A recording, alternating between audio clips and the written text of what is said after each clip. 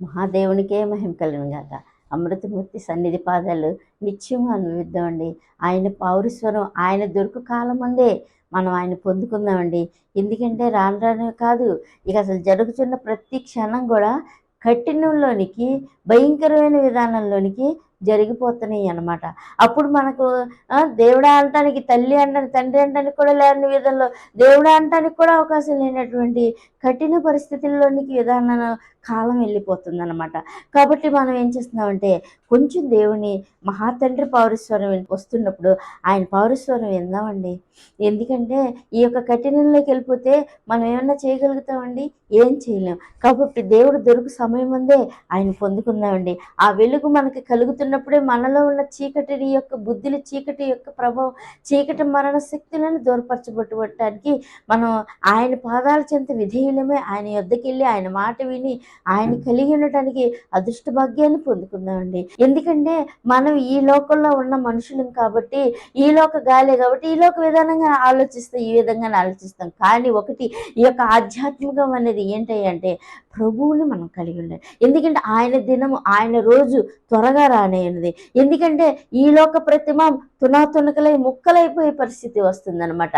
అప్పుడు ఆ బండే సర్వభూతలం అయిపోతుంది అనమాట. ఎందుకంటే ఈ రోజుల్లో మనం జీవిస్తున్న జీవితం, మనం పాలిస్తున్న పాలన, మనం బ్రతుకుతున్న బ్రతుకు గడియలు, ఈ యొక్క విధానం అంతా కొట్టుకుపోతుంది అనమాట. ఎట్ట కొట్టుకుపోతుంది ఆ గాలికి తెలియకుండాంత విధానంలోకి వచ్చేస్తావు. ప్రభు యొక్క దినము, ప్రభు యొక్క ఆ యొక్క రాయి సర్వభూతలాన్ని వ్యాపించేసి ఆ యొక్క ప్రతిమ ఏమైపోతుందో అడ్రస్ లేకుండా పోయే, ఈ కాలపు గడియలు కూడా అడ్రస్ లేకుండా పోయే దినాలు వస్తున్నాయి అన్నమాట.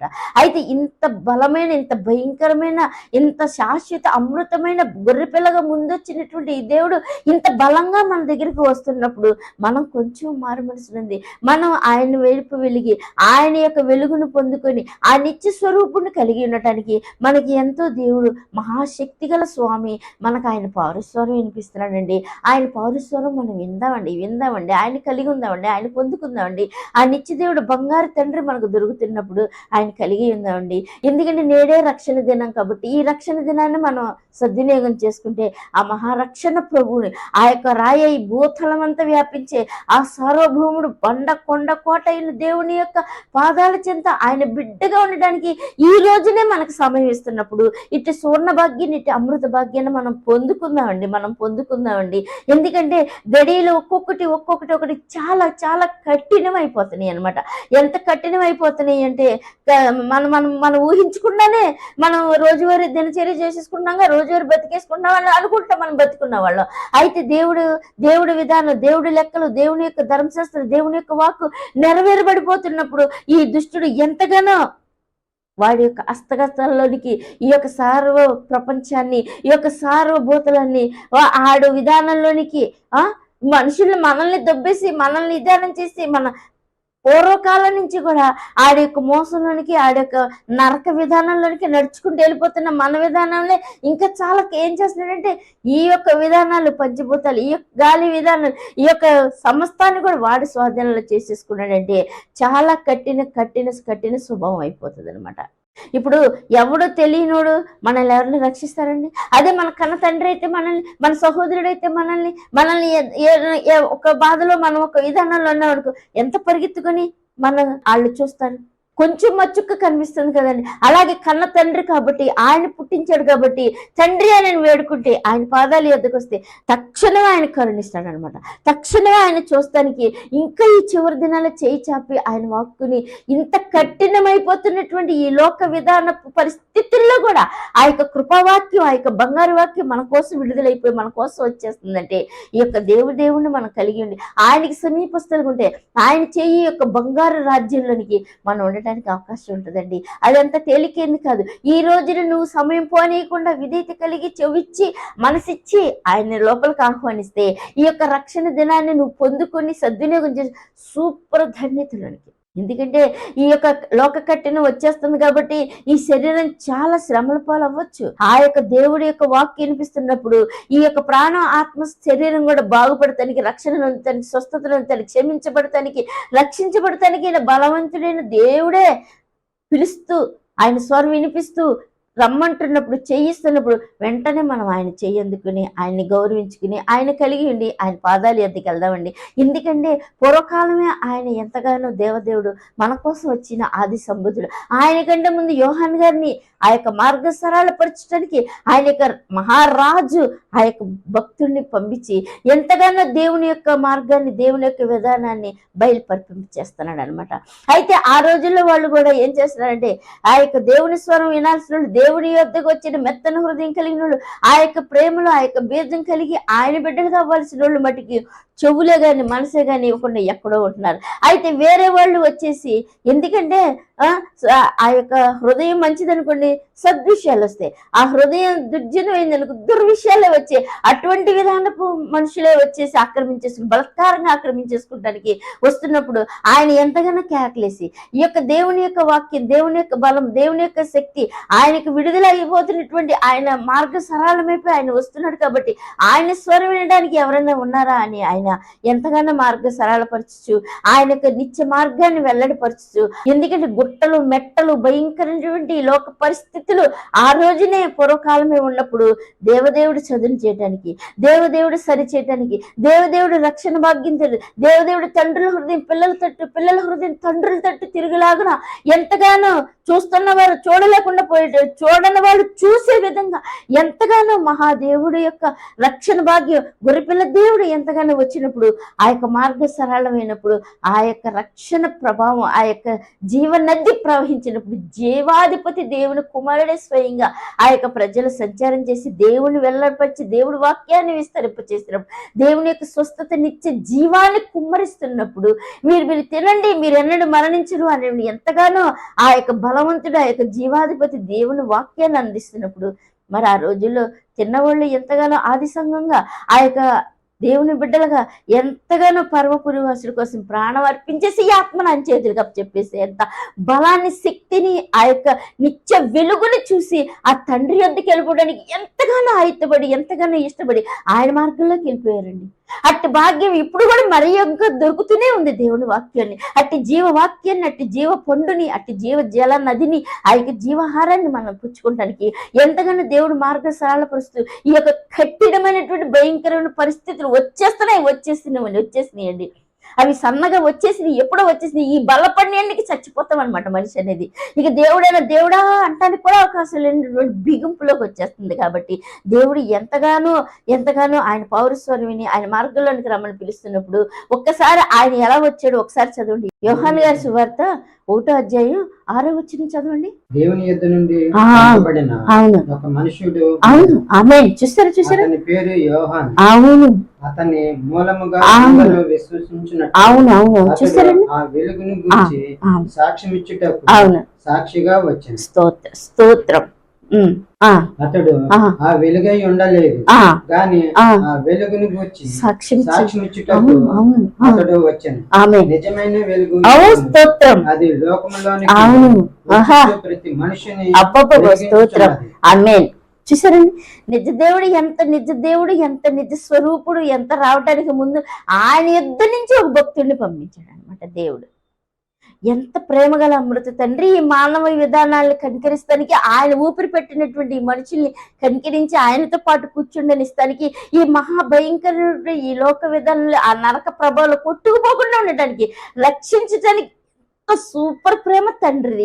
ఎంత గొప్ప అమృత ప్రేమ. ఆదిలోనే ఆయన యొక్క యొద్ద నుంచి ఒక మనుషుల్ని పంపించి ఆ నిత్య వెలుగు చూపించటానికి, ఆ పంపించిన వ్యక్తి చెప్తున్నటువంటి వెలుగు కన్నా ఇంకా దేవుని కుమారుడే నిత్య వెలుగుగా ఆయన వచ్చి రక్షిస్తానికి వస్తున్నాడని మార్గ సరళపరిచి నడిపిస్తూ ఆయన యొక్క వెలుగుని ఈ లోకంలోనికి పంపించినప్పుడు ఎంత భాగ్యం అండి.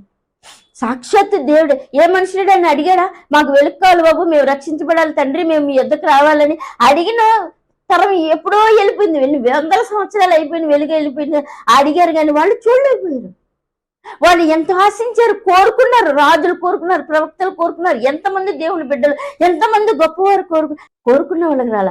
అయితే ఈ యొక్క దినములు సమాప్తం అయిపోతున్నాయి. దినములు దగ్గరికి వచ్చినప్పుడు, అంచె దినములు ప్రారంభమైపోయినప్పుడు దేవుడు ఎంతగానో ఈ యొక్క ఏ జనాన్ని కరుణించాలో ఆ జనానికి, ఏ జనాన్ని కరుణించి ఇశ్రాయేలుగా చేర్చుకున్నాడో ఆ టైంలో, ఈ టైంలో కూడా అంచె దినాలు ఏ జనాన్ని రక్షించుకోవాలనుకున్నాడు ఆ జనానికి ప్రత్యక్షపరిస్తే నిజమైన వెలుగు వచ్చింది. ఆ యొక్క వెలుగు వచ్చి ఎంతగానో లోకంలో సంచరిస్తున్నప్పుడు ఆ వెలుగును పొందుకుంటే, ఆ వెలుగును పొందుకున్న వాళ్ళు ప్రథమ సంఘంగా వెళ్ళిపోయారు. ఎంత గొప్ప దేవుణ్ణి కలిగి ఉన్నారండి. అయితే ఈ లోకంలో కఠిన శ్రమలు వారు కూడా ఈ కఠిన శ్రమలు క్రీస్తు ప్రభు వారు కూడా అనుభవించారు. అయితే వాళ్ళు ఆయన లోకాన్ని సాతాను శరీరాన్ని జయించి దాన్ని నరికి ముక్కలు చేశాడు కాబట్టి ఆయన శరీర రక్తాలు మనం తింటే, ఆయన కలిగి ఉంటే, ఆ జీవవాక్యాన్ని మనం పొందుకుంటే మనం కూడా ఈ లోకాన్ని జయించి ఈ యొక్క మరణ నాశనాన్ని నుంచి ఆయన విడుదల కలిగించి ఆయన శక్తి గల వాక్యాన్ని మనం భుజింపనిచ్చి ఎన్నడూ మరణం కాకుండా ఆ యొక్క రెండవ మరణం నుంచి, నాశన నరక శక్తి నుంచి విడిపిస్తానికి జీవాధిపతి స్వయంగా ఆయన జీవాన్ని పంపిస్తానికి ఆ వెలుగుగా వచ్చిన మన కోసం అమృత కొండ మన కోసం వచ్చాడంటే మనం ఎంత అదృష్ట భాగ్యులు, మనం ఎంత చెవి ఇవ్వాలి, మనం ఎంత హృదయం ఇవ్వాలి, మనం ఎంత ఆయన వైపు తిరగాలండి. చూడండి, మరి మనం అడిగామా? మనం అడగమునిపై దేవుడు మనల్ని ప్రేమించి మన కోసం వచ్చేసాడు ఈ లోకంలో. కంటే మనం ఒక్కసారి మనసు ఇవ్వాలి కదా, మనం ఒక్కసారి ఆయన వైపు తిరగాలి కదా. నాశనం వైపు, మొదటి వైపు, కట్టిన వైపు, పాతాల వైపు ఈ లోకంలో ఎంత సంపాదించుకుంటే ఏం నాశనం అండి? ఏముంది చెప్పండి? ఏమి లేదు. నన్ను అడిగితే ఏమి కాదనమాట, ఏమి ఉండదనమాట. ఎందుకంటే వెలుగైన దేవుడు ఈ యొక్క నాశన చీకటి నుంచి విడిపించాలంటే, ఈ మోసగడి చేతుల నుంచి విడిపించాలి, ఈ నరక శక్తుల నుంచి విడిపించాలి. నిజమైన వెలుగు దేవుని యొద్దకు వస్తేనే మనకి జీవం అండి, వెలుగండి, ఆశీర్వాదం, సమాధానం, ఆత్మకి నెమ్మది. పరమపురవాసుడు చేయిస్తున్నప్పుడు, నిత్య వెలుగు దారి మార్గం మెట్లు చూపిస్తున్నప్పుడు, అవి ఎక్కిపోవటానికి ఆయన యొక్క బలమైన వాక్కులు కూడా మనకు అందిస్తున్నప్పుడు, అవి తిని బలం కలిగి ఆయన యొక్క పరముకు వెళ్ళిపోవటానికి, ఎక్కి వెళ్ళిపోవటానికి, ఆ మంద త్రవ్వలో మనం వెళ్ళిపోవటానికి అమృత భాగ్యాన్ని దేవుడు మనకు చూపిస్తున్నాడండి. ఇట్టి భాగ్యాన్ని మనం కలిగి ఉంటే ఈ కడవరి దినాల్లో మనం చాలా ధన్యులు అవుతాం. లేదు అని ఆ రోజుల్లో ఆ యొక్క దేవదేవుడు అంత జీవనది ప్రవహిస్తున్నా పట్టించుకోకుండా యెరూషలేము వాళ్ళు ఎంతగానో కఠిన హృదయులే ఆ యొక్క విధానంలో వాళ్ళు ఉన్నప్పుడు వాళ్ళు తప్పించే నాదులు లేకుండా, రాయి మీద రాయి లేకుండా నాశనం అయిపోయారనమాట. అదే ఆ రోజున ఆ జీవ వెలుగును పొందుకుంటే ఆ దుష్టుడి చేతుల్లోనికి వాళ్ళు వెళ్లకుండా నేడు ఈ రోజున వాళ్ళు ఎంత గొప్పగా ఉండేవాళ్ళు అనమాట. అది నోటితో కూడా చెప్పడానికి అవకాశం లేనంత విధంగా ఉంది. అయితే దేవుడు ఆ రక్షణ భాగ్యం వాళ్ళు పొందుకోలేరు. ఆయన ఈ కడవరి దినాల్లో మన వైపు ఆ యొక్క రక్షణ మనకి ఇచ్చాడండి. తండ్రి జీవాధిపతి ఆ క్రీస్తు ప్రభువుని మనకిచ్చాడు. వాళ్ళు పొందుకుంటానికి నిరాకరించినప్పుడు మనకిచ్చాడండి ఆ క్రీస్తు ప్రభు వారిని. ఇటు భాగ్యాన్ని మనం, ఇటు సువర్ణ అవకాశాన్ని, ఇటు దేవదేవుని మనం పొందుకుంటే అమృత భాగ్యాన్ని మనం చూస్తామండి. దేవుని నిత్య మార్గంలోకి వెళ్ళి మనశ్శాంతి, అమృత తండ్రి శాంతి సమాధానం కట్టగు ఆయన మాట, ఆయన స్వరం వింటే సూపర్గా మనం బ్రతుకుతామండి. మన యొక్క నాశనపు మరణ శిక్ష యొక్క శరీరంతో చేసిన ప్రతి పాపపు విధానం క్షమించబడి, త్రుంచివేయబడి ఆ యొక్క నరక శిక్ష నుంచి విడుదలుంది. నూతన వెలుగులోనికి విదయింపచేసి ఆ క్రీస్తు ప్రభు వారి సమాధాన శాంతిని, సమాధాన పాదాలు పొందుకుని ఆయన వెంబడించే భాగ్యం మనకు కలుగుతుందండి. ఇటు భాగ్యాన్ని మనం ఎంతో గౌరవం తీసుకోవాలి. ఎంతగానో హృదయంలో మనం తెరిచి ఆయన కలిగి ఉంటే ఎంత భాగ్యం అనమాట. ఇంకొక వాక్యం చదవండి, ఆ యొక్క యోహాను గారి సువార్త అధ్యాయం 16 వచ్చిన ఒకసారి చదవండి. ఆయన పరిపూర్ణతలో నుండి అందరము కృప వెంబడి కృపను పొంది, స్తోత్రం. చూసారండి, ధర్మశాస్త్రము మోషే ద్వారా అనుగ్రహించబడెను, కృపయు సత్యము యేసుక్రీస్తు ద్వారా కలిగెను. ఆమె ఎవడును ఎప్పుడైనా దేవుని చూడలేదు. తండ్రి చూసారండి, అద్వితీయ కుమారుడు బయలుపరిచాడు. ఆమె చూసారండి, మనం కృప పొందుకోవాలి. ఇప్పుడు రోగం వచ్చి చచ్చిపోయే పరిస్థితిలో మనం ఉన్నాం అనుకోండి, మనం ఏమవ్వాలి? బాగుపడాలి, స్వస్థతను ఉండాలి, మనలోనికి ఆరోగ్య కారణాలు రావాలి. లేకపోతే ఏమైపోతాం? చచ్చి ఊరుకుంటాం. అంతే కదండి ఈ లోక ఫిలాసఫీ. మరి అలాగే మరణ పాపంతో మనం చచ్చిపోతాం. మనం ఎంతకాలం ఈ లోకంలో ఎంతైనా సంపాదించుకోవచ్చు, ఏమి లేకుండానే పోవచ్చు. కానీ ఈ ఒకనొక దినం మనకంటూ పెట్టినటువంటి ఈ మరణ దినాన్ని ఎవరిని తప్పించుకోలేవన్నమాట. ప్రతి ఒక్కరు చేరవలసింది సమానంగా ఆ యొక్క మరణ భూమికి. కాబట్టి ఏమి సంపాదించుకో, ఎవడు లేకపోతే ఏమి సంపాదించుకుంటాం చెప్పండి? అయితే ఇట్లాంటి నాశనపు స్థితిలో ఉన్నటువంటి మన కోసం ఆ యొక్క దేవుడు ఆయన యొక్క కృప, ఆయన యొక్క దయ, ఆయన యొక్క జాలి, ఆయన యొక్క చెయ్యి, ఆయన యొక్క మాట ఇచ్చి రేపు పడుతున్నప్పుడు, స్వస్థతనిస్తున్నప్పుడు, ఆయనకు జీవాన్ని ఇచ్చి నెమ్మదినిచ్చి జీవంతో నింపడానికి, స్వస్థతనిస్తానికి ఆయన కృపను పంపించాడండి. ఎంత జాలి, దయ, అమృత, కనికర తండ్రి అండి. ఒక్కసారి గమనించండి, ఒక్కసారి ఆలోచించండి. ఆయన ప్రేమ, ఆయన కృప ఎంత భాగ్యం. ఆ కృపలోనికి మనం వస్తే ఎంతో అదృష్టవంతులు అవుతాం అనమాట. అట్టి కృప ప్రతి మనిషికి కావాలి. అట్టి మనిషికి కావాలంటే క్రీస్తు ప్రభు ఎవరని తెలుసుకుని ఆయన చూడాలి, ఆయన వెలుగు కలిగి ఉండాలి. అప్పుడు ఆయన కృపను పొందుకొని, ఆయన చేయి పొందుకుని ఆ మహాదేవుని కలిగి ఉండే భాగ్యాన్ని, ఆ జీవాధిపతి సార్వభౌముడు పునరుద్ధాన దేవుణ్ణి కలిగి ఉండడానికి అమృత భాగ్యాన్ని మనం కలిగి ఉంటాం అనమాట. అయితే ఇవేమి పొందకుండా, ఏమి తెలుసుకోకుండా ఉంటే రేపు రొమ్ము కొట్టుకొని భయంకరంగా అవస్థలు పాలైపోతామండి.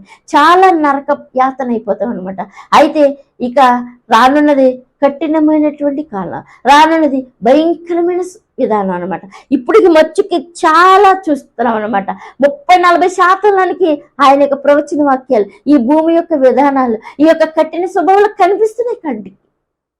అయితే మనం ఇంకా పొర్రలాగా కఠినమలం అయ్యామనుకోండి, ఇక ఎర్ర సముద్రంలో వాళ్ళు ఎలాగా ఇంకా దేవునితో యుద్ధం చేయడానికి లేచారే తప్ప దేవుని కలిగిండి, అవును ఇంత అమృత శక్తి దేవుడు మన ముందు కనిపిస్తున్నప్పుడు, ఇంత అమృత తండ్రి వారిని రక్షిస్తున్నప్పుడు మనం కూడా రక్షించబడాలన్న శుభం వాళ్ళకి లేదు కాబట్టి కొట్టుకుపోయారు, లోకంలో కలిసిపోయారు, లోక నీళ్ళలో ఇదైపోయారు. చూసారండి, ఇక ఆయన ఏర్పాట్లు లేకపోతే, ఆయన యొక్క పౌరస్వరం ఆయన బిడ్డలు కావకపోతే ఇక ఏమైపోతాం?